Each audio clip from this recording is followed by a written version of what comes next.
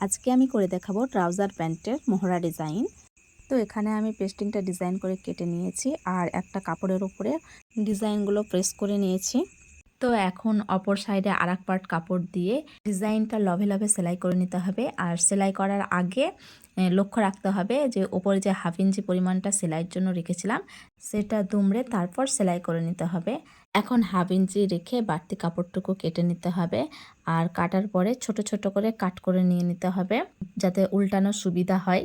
তো এখন half inch পরিমাণ ভেতর দিকে দুমড়ে দিলাম আর উপরের কাপড়টা হাফ ইঞ্চি বাড়তে রাখলাম সেলাইয়ের জন্য। তো একই রকম ভাবে আমি 4 পার্ট সেলাই করে নিয়েছি। এখন আমি 1 পার্ট মোহরা নিয়ে নিয়েছি আর এখানে 3টি দাগ মেরে নিয়েছি। তো দাগে দাগে আমি সেলাই মেরে নিব। তো 3টে দাগের 3টে সেলাই মেরে নিয়েছি। এখন মোহরার উল্টো সাইডে ডিজাইনটা বসিয়ে নিব। মোহরার সাইডের অংশটা হাফ ইঞ্চি দুমড়ে ডিজাইনটা বসিয়ে সেলাই করে নিব। এখন মোহরার ডিজাইনটা ফ্রন্ট পার্টে উল্টে নিয়ে সেলাই করব।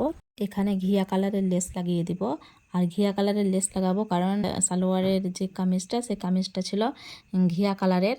তো তার জন্য এই ঘিয়া কালারের এটা দিয়েছি। আর এখানে 3টি ঘিয়া কালারের বোতামও লাগিয়ে নিব। তো এখানে সব কিছু কমপ্লিট হয়ে গেছে। আমার এই হালকা পাতলা ডিজাইনের ট্রাউজার প্যান্টটা আপনাদের কেমন লাগলো আপনারা অবশ্যই বলবেন।